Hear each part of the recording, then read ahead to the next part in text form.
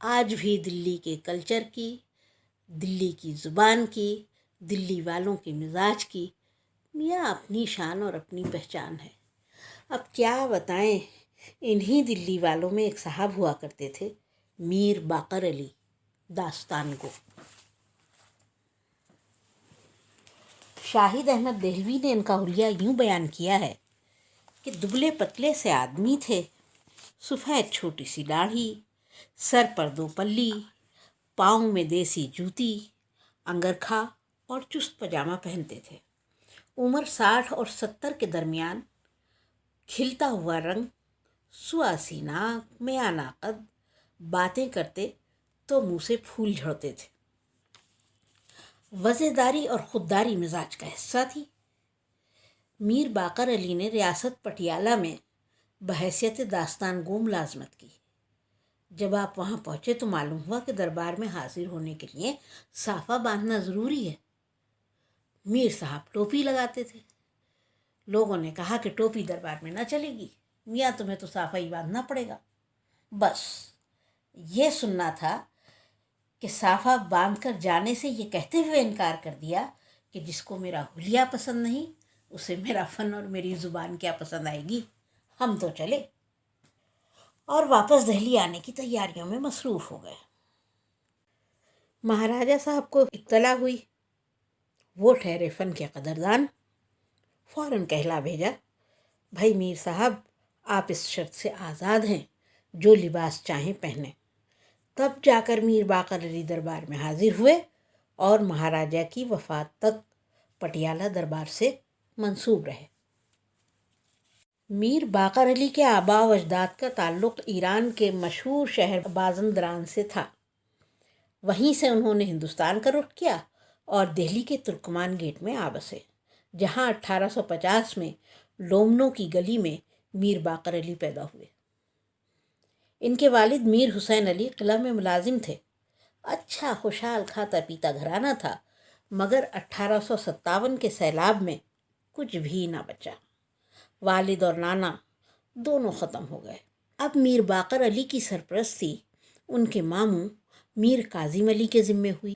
ماموں کے کوئی اولاد نہ تھی، چنانچہ ساری محبتیں اور شفقتیں میر باقر علی کے حصے میں آئیں، اور ماموں نے بھانجے کو آنکھوں کا تارا بنا کے بالکل اولاد کی طرح پالا۔ آپ کہہ سکتے ہیں کہ داستان گوئی میر باقر علی کا خاندانی پیشہ تھا، جو باپ سے بیٹے کو منتقل ہو رہا تھا۔ ان کے نانا میر امیر علی بہادر شاہ ظفر کے دربار میں قصہ گو تھے اور میر پیڑا کہلاتے تھے۔ ان کے بیٹے میر کاظم علی تھے۔ ان کے تعلق سے ایک بڑی دلچسپ اور مشہور روایت یوں بیان کی جاتی ہے کہ وہ بادشاہ کو داستان سنایا کرتے تھے۔ اس داستان میں ایک جگہ عاشق و معشوق کے بیچ سے ایک پردہ اٹھنا تھا۔ پردہ اٹھے تو عاشق و معشوق ملے اور داستان آگے بڑھے، مگر پردہ نہ اٹھنا تھا، نہ اٹھا۔ 12 سال گزر گئے۔ بادشاہ نے بہت صبر کیا، بہت صبر کیا، آخر ایک دن اعلان کر دیا کہ آج پردہ اٹھ جانا چاہیے، اگر آج پردہ نہ اٹھا تو تب کہیں جا کے اللہ اللہ کر کے بڑی مصیبتوں سے وہ پردہ اٹھا۔ انہی کاظم علی نے میر باقر علی کو اپنا بیٹا بنا کر یہ فن ان کی جھولی میں ڈال دیا۔ سر آسماں جہاں نے میر کاظم علی کو حیدرآباد آنے کی دعوت دی، اور اس کے بعد میر کاظم علی وہیں کے ہو لیے، اور دلی کی بساط میر باقر علی کے نام ہو گئی۔ داستان گوئی کوئی بچوں کا کھیل نہ تھی، ایک تصویر جہاں تھی، ایک جہان مانی تھی، واقفیت اور علم کی طلبگار تھی۔ داستان گو کے لیے ضروری تھا کہ ایک طرف زبان پہ قدرت ہو اور دوسری طرف داستان میں آنے والے تمام فنون و اشیاء کے بارے میں اسے مکمل جانکاری حاصل ہو۔ میر باقر علی کا کیا کہنا، علم کا ٹھاٹھے مارتا سمندر تھے، جس کی بوند بوند انہوں نے بڑی محنت سے جمع کی تھی۔ باقاعدہ مطالعہ کیا تھا، اساتذہ سے سیکھا تھا۔ انہیں صحیح معنوں میں علم کی بڑی پیاس تھی۔ ان کا ماننا تھا سیکھنے کی کوئی عمر نہیں ہوتی۔ چنانچہ دلی میں جب طبیہ کالج کھلا تو میر باقر علی نے بھی وہاں داخلہ لے لیا۔ جانتے ہیں اس وقت ان کی عمر کیا تھی؟ خیر سے اس وقت ان کی عمر 60-65 سال کی ہوگی۔ اس وقت میں وہ لونڈے لڑکوں کے ساتھ جا کے بیٹھے اور سند یافتہ ہو کر طبیہ کالج سے نکلے۔ زبان پر ایسا عبور حاصل تھا، ایک بار ایک محفل میں حکیم اجمل خاں ان سے پوچھ بیٹھے، میر صاحب یہ ہن برسنا کیا محاورہ ہے؟ میر صاحب نے مسکراتے ہوئے جواب دیا، مسیح الملک آپ کے صدقے جاؤں، ہن ایک سونے کا سکہ ہے جو قطب شاہی بادشاہوں کے زمانے میں چلتا تھا، اور سونے کے سکوں میں سب سے چھوٹا سکہ ہوتا تھا۔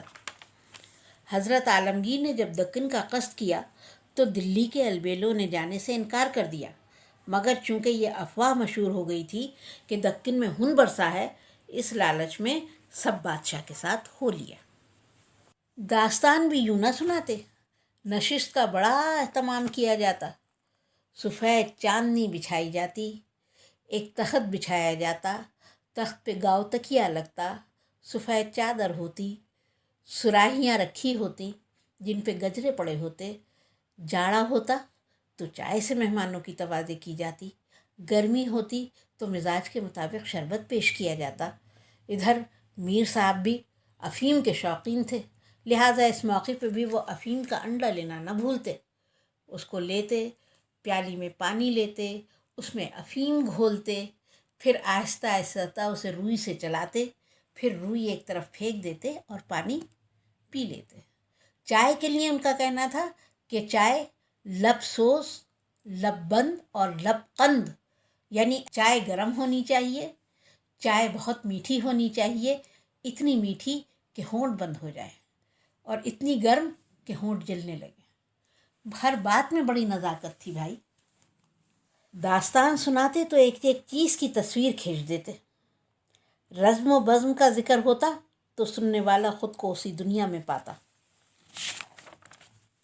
ایک سانس میں ہزاروں ہتھیاروں کے نام گنا جاتے، اور پھر یہ بھی بتاتے کہ کون سا ہتھیار کس موقع پر استعمال کیا جاتا ہے اور اسے کس طرح چلایا جاتا ہے۔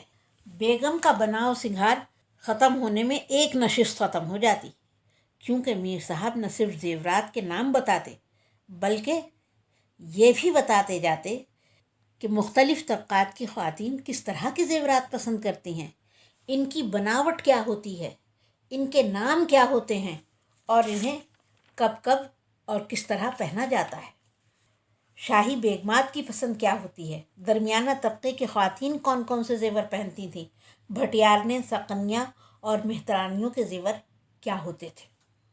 دلی کے ایک خاندانی سنار نے جو شاہی زیور بناتا تھا، ایک بار میر صاحب نے کہہ بھی دیا تھا، میاں آپ کی زبان چلتی ہے، کسی کا دل جلتا ہے۔ یہ دلی کی امیرزادیاں اپنے شوہروں کو تنگ کرتی ہیں کہ فلاں زیور بنواؤ، فلاں زیور بنواؤ۔ سونا بہت سخت جان ہوتا ہے، پہلے دوسروں کو گلاتا ہے پھر خود گلتا ہے۔ خدا کے واسطے ان زیوروں کا یوں ذکر نہ کیجیے، ورنہ دلی کے یہ ملمہ چڑھے رئیس کنگال ہو جائیں گے۔ میر محمود علی صاحب کا بیان ہے کہ کلکتے میں ایک دفعہ لکھنؤ کے ایک داستان گو کا بڑا چرچا تھا۔ کہتے ہیں ہمیں بھی اشتیاق ہوا کہ چل کے دیکھتے تو ہیں ماجرا کیا ہے۔ چنانچہ ایک دن ہم بھی داستان گوئی کی محفل میں جا شامل ہوئے۔ داستان شروع ہوئی، کیا دیکھتے ہیں کہ داستان گو کے آگے تو صاحب کتاب کھلی رکھی ہے، اس میں پڑھتے جاتے ہیں۔ آواز کا اتار چڑھاؤ بھی معمولی سا تھا، ہاں ہاتھ خوب نچا رہے تھے۔ مجھے خیال آیا کاش میر باقر علی مل جاتے تو ایک محفل ان کے نام پہ بھی ہو جاتی، کلکتہ والوں کو معلوم تو ہوتا کہ داستان گوئی آخر ہے کیا۔ یہی سوچتا چلا جاتا تھا کہ اچانک کیا دیکھتا ہوں کہ سامنے سے میر باقر علی چلے آ رہے ہیں۔ معلوم ہوا کسی کام کے سلسلے میں کلکتہ تشریف لائے ہیں۔ بہرحال میر صاحب کی داستان ہوئی۔ لکھنوی داستان گو حیرت زدہ تھا اور ہاتھ جوڑ جوڑ کے کہتا تھا، حضور اعجاز ہے جناب اعجاز، حضور یہ آپ ہی کا حصہ ہے۔ میر صاحب ہمیشہ داستان امیر حمزہ ہی سنایا کرتے، وہ بھی زبانی۔ چھنا مل والوں کے یہاں وہ داستان سناتے تھے۔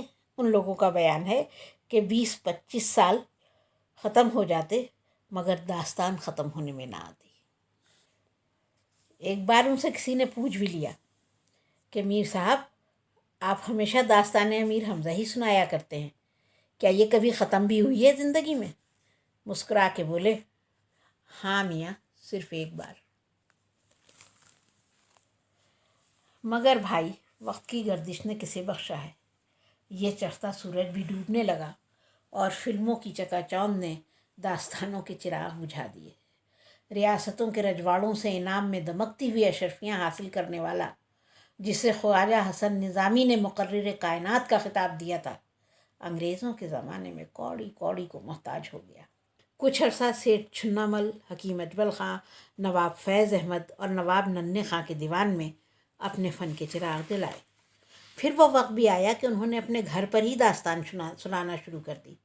جس کمرے میں وہ بیٹھتے وہاں طاق میں ایک دیا جلتا اور آنے والا خاموشی سے ایک انی دو انی جو بھی کچھ ہوتا چراغ کے پاس رکھ کے خاموش جا بیٹھتا۔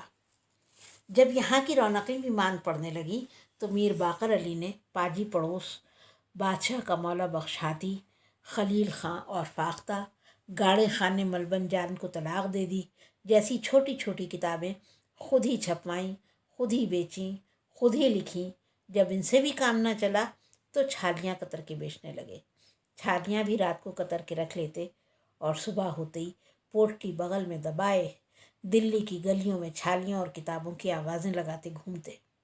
ایک بار کسی نے کہا، آپ جیسا داستان گو دلی کی گلیوں میں مارا مارا پھرے، کتابیں اور چھالیاں بیچے، یہ تو آپ کی شان کے خلاف ہے۔